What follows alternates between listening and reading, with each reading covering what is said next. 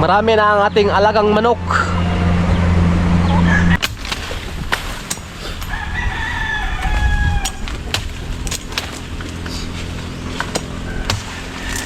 Oh. 5, 6, 7, 8, 9, 10, 11.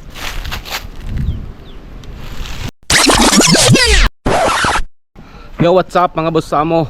Ayan, welcome na naman kayo sa ating panibagong vlog ngayong araw na to mga boss amo. Ayan, at ang ating oras ngayon ay alas 2 ng hapon. Ayan, shout out sa inyong lahat, no, mga solid ko na followers, mga boss amo dyan at sa Sword family, shout out. At sa lahat-lahat ng ating mga followers, shout out sa inyong lahat. At ngayon ay madala kong itak para maglinis ako dun sa ating mga alagang manok. Diba sa ating mga last vlog nung nakaraan, siguro mga 1 year and a half na siguro. Diba sa ating mga vlog noon at meron tayong mga manok na alaga. At ngayon ipakita ko ulit sa inyo mga boss amo para makita nyo ang update sa ating mga manok na alaga, yung mga Rhode Island. Yan, ipakita ko sa inyo ngayon kung ano na ang update sa ating manok. Alright, at ngayon dito muna tayo. At ito ang ating mga sisiw. Ayan wala pa itong isang buwan yan ating mga sisiw. Mga puro yan mga Rhode Island.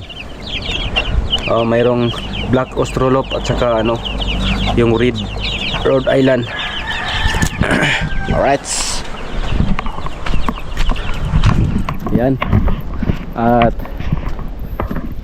meron din dito mga mga panabong sa sa kapatid ko to. Meron siyang mga alagang manok na panabong.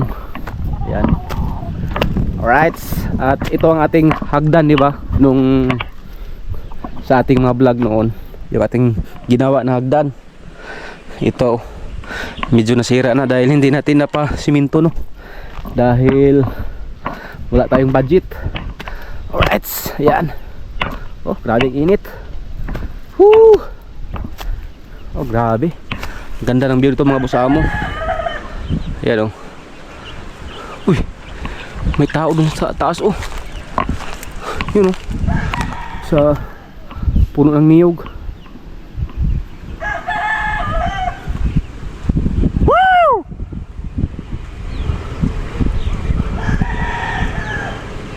Yun sino kaya yan?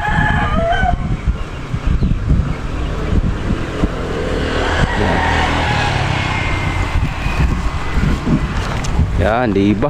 Ang ganda Yan yung bahay namin. Alright.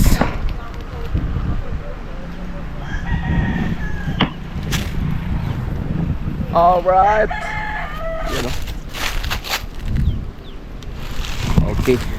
Ayan, ito na mga boss amo, ang update sa ating mga alagang manok nung nakaraan. Ito na ngayon. Yan ito yung mga mga 1 month ata to. Ayan medyo marami na ang ating Rhode Island. At pasukin lang natin tubig para painom sa kanila dahil sobrang init ngayon. Alright, para ba ito tanggalin?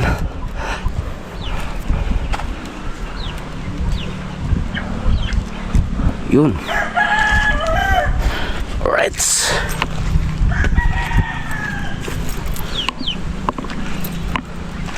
ito na ang ating alagang manok. Alright, yan mga pure yan na Rhode Island. Malaki na. Ito mga black Black Australorp. Yan yung iba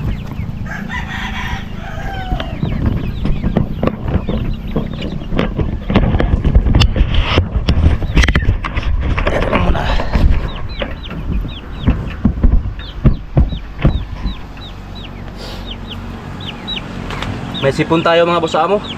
Natamaan tayo ng ubo at sipon. Yan o. Ito lang ating ano, black austrolop. Alright. Yung red ito.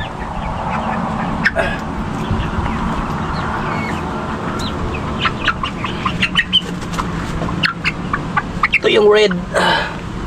Rhode Island. Right. At ipakita ko sa inyo ang kanilang ano dito, kulungan na medyo malawak ko mga boss amo. At saka nagpalit kami ng net.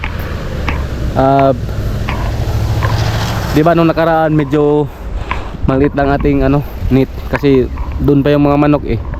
Kunti pa lang sila. Ngayon medyo marami na ang ating mga manok. Kaya nagpalaki tayo ng ano kanilang bakuran dito, kanilang ano bahay. Ayan o. Pwede yung mga manok ito mag-jogging kasi malawak na yung kanilang bakuran. Di ba? Malawak na. Tsaka mas maganda talaga yung ano, malawak yung kanilang mga ano dito. Kanilang sa English pa playground. Di ba?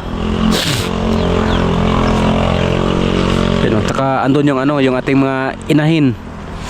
Tara, doon tayo mga boss amo. Pakita ko sa inyo.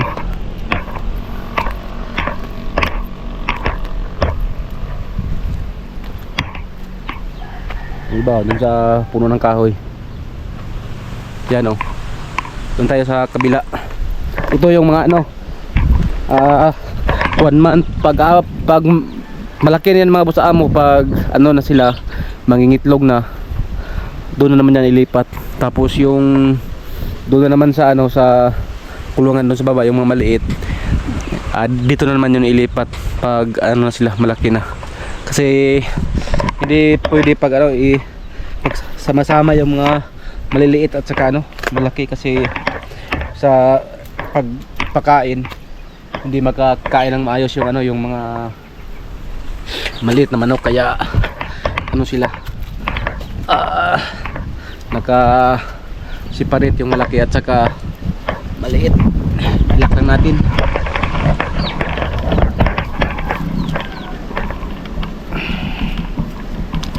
Right. Ating itak para mag-ano tayo doon, maglinis-linis. Alright. Ito yung gate dito.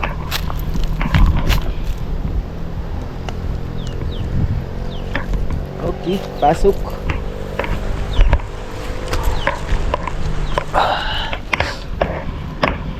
Kruk.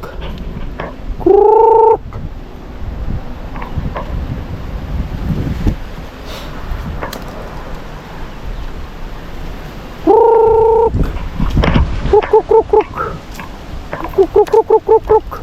Yan o. Malawak ito mga boss amo dito. Abot yan dun sa likod, di ba? May mga ano yan, mga group, puro ng mga kahoy. Hanggang doon pa yan sa likod yung net. Yan. Sa mga nakita sa aking vlog, ito yung ano nila, bahay, di ba? Medyo nung una konti lang sila. Ngayon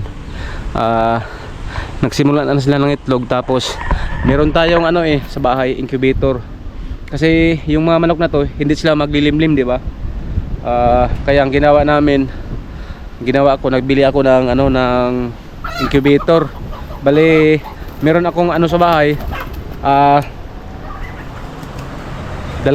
incubator. Parehas yung puno ng ano, ng itlog. Tag 60 kada ano, kada incubate, kada isa 60, 120. Pero hindi naman niya lahat yun mapisa mga boss amo. Meron talagang ano, yung sira na itlog, hindi talaga yan maiwasan. Minsan mapisaan ng ano, mga 90, okay na yun, hindi na yung lugi, di ba? Kaya ito na. At meron na din sila dito ano, solar para paggabi hindi naman medyo madilim dito. Ayan kruk kruk kruk. Ayan mga malaki na mga boss amo. Rhode Island Red. Yan. At ito ngayon ang ating linisin mga boss amo. Ito ito ang aking ano ngayon, putulin hanggang dyan lang sa ano, hanggang dyan lang sa dyan sa gitna lang, yung may puno na yan, hanggang dyan lang ang aking putulin. Baka paggabi siyempre ang ating manok marami, baka pupunta yung dito si ano, si Bayrikmar. Para pag may Bayrikmar dito, makita natin siya dito kasi may solar eh. Pag makuha to, hindi na medyo malinaw na tingnan, makuha to dito. Pag papasok siya dito, makita na si ano, si Bayrikmar. Shout out Bayrikmar. Yan. Ay, hindi naman talaga maiwasan pag ano, meron kang mga manok na alaga, yung mga rikmar andyan talaga yan, hindi na maiwasan kahit saang lugar. Meron talagang manguha ng mga manok. Si Papa din oh, andyan si Papa. Yan, at i-check ko lang mga boss amo kung merong mga itlog sila ngayon para makuha natin. Yun ang ating tawag niyan, maipon ba, matabi-tabi natin para pag mamisa na yung ano, yung mga nasa ano, incubate. Ito naman ang ating doon, salin. Alright, yan. Dito mo tayo. Boy, isang itlog oh. Diba? Oh, laki yung mga busa mo. Dito 2. Ito wala. Dito. Yan, may isang manok. Dito. Oy, meron din ng busa mo. Alright. Dalawa na. Dito. 4 na, dalawa oh. Dito ang mas marami ang mga busa mo. Ayan oh. Wala yun, 4 5, 6, 7, 8, 9, 10, 11, 12, 13. O diba? Libre na pang ulam yung mga busa mo. Pag yung itlog na maliit mga busa mo, katulad nito, may ano yan eh, may sizes yan eh. Yung mga maliit, piniprito lang namin yan, ginawa namin pang ulam. Tsaka yung malaki, tulad nito, ba? Ano siya, standard. Ito ang pinapisa namin dun sa ano, incubator. Kasi pag maliit, yung ano, sisiyo maliit din. Na obserba na namin yan eh. Kasi nakailang pisa na kami ng ano, itik. Ayan. At andito si Papa. Kailangan linisan namin para kung may rikmar dito, makita namin yung mga kawatan ba sa Bisaya. Wala ka talaga bangkong? Alright, at si Papa muna ang ano, una. Akdal tama sa may kahoy pa oh. Tuhad to ba? Perkata. Itong kadua siguro. Alright, ayan. Ipakita ko lang sa inyo mga boss amo ang gaano to kalawak dito. Ayan oh. Di ba ang boss amo?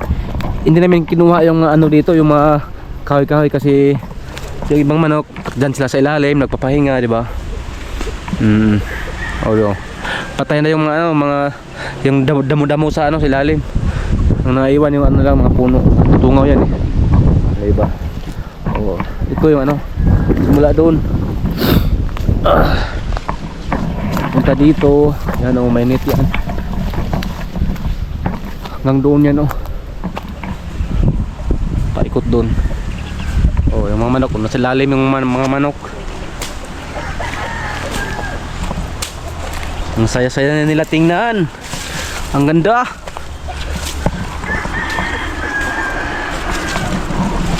Yan oh.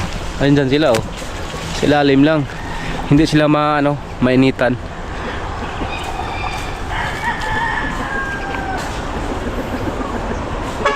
Yan, yung mga malaki.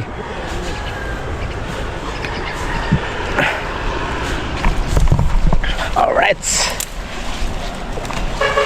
At ngayon maglinis muna kami ni Papa.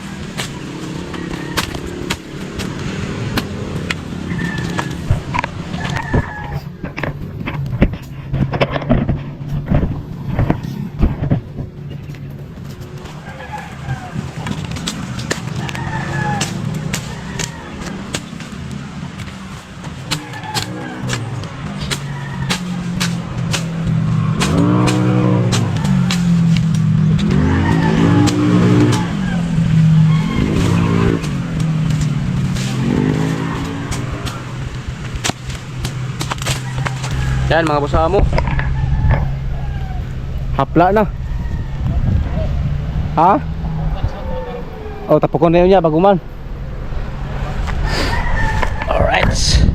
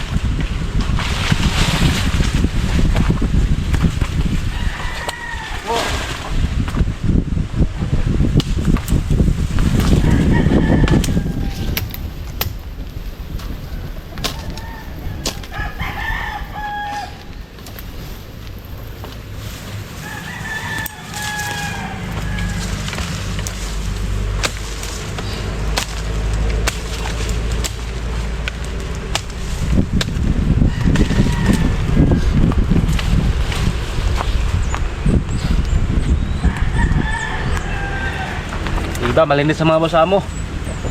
Medyo maganda na tingnan.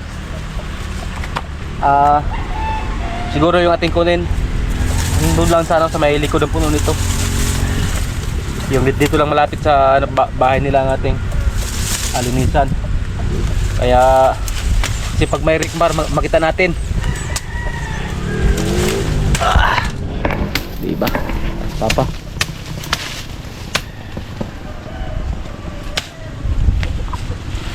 Oh, kaning ko do. Kaning bangkong. Oh.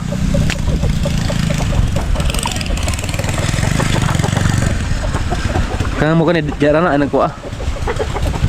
Lang ang tungaw.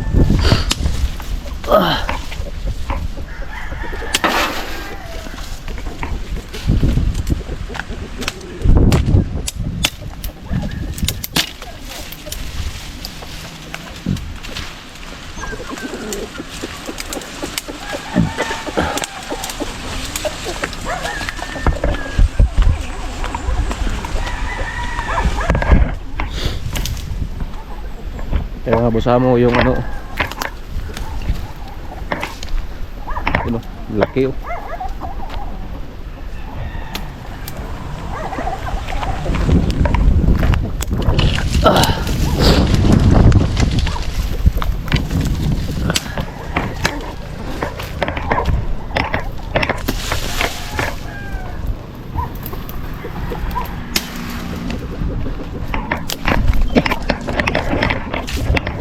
Hanggang dito ang ating lilisan mga boss amo. Hanggang dito. Yung doon hindi na yan para merong silungan yung mga manok pag ano sila gumala.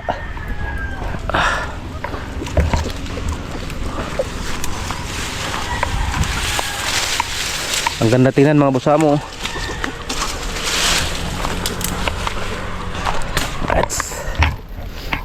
Ito na tayo para yan ako lang sama-samahan ko lang yung naputol natin na kahoy para maganda tingnan.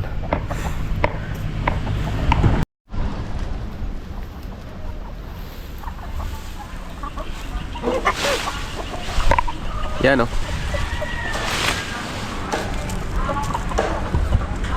Yan yung lalaki oh, laki. Siguro nasa mga ano yan, 3 kilo. Ano? Awat ko mga 3 kilo laki no?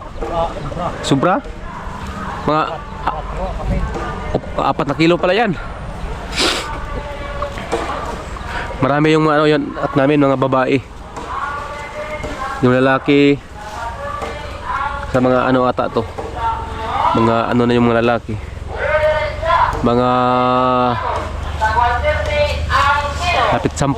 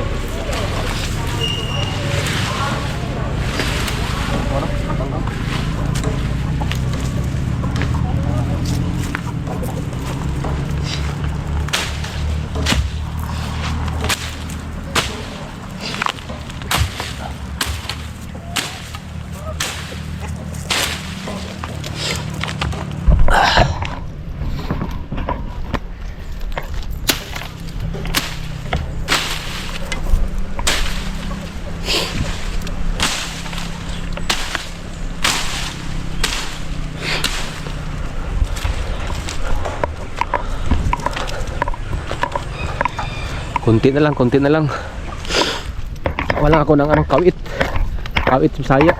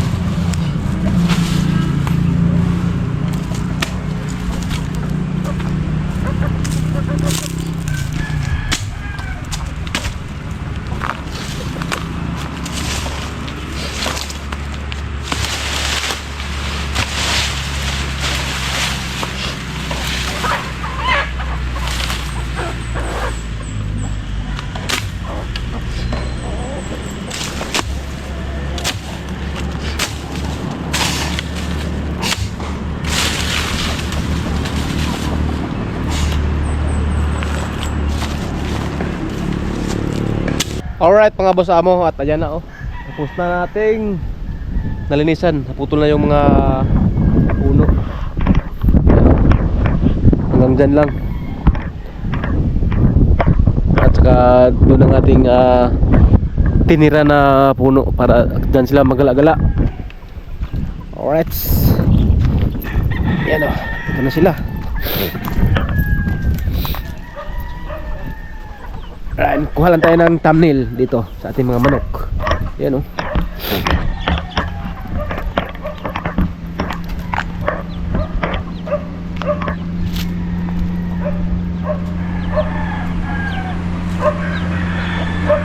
Alright. Marami na ang ating alagang manok. Alright. Yun oh. Magpakarami pa kayo mga chicken para mas dumami kayo. O diba?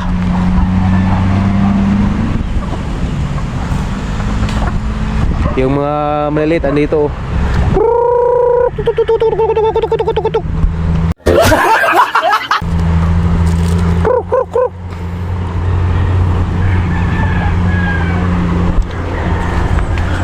Alright mga boss amo no, di ko na habain ang aking vlog mga boss amo, at salamat sa inyong patuloy na pagsuporta, at magkita-kita lang tayo sa ating next vlog.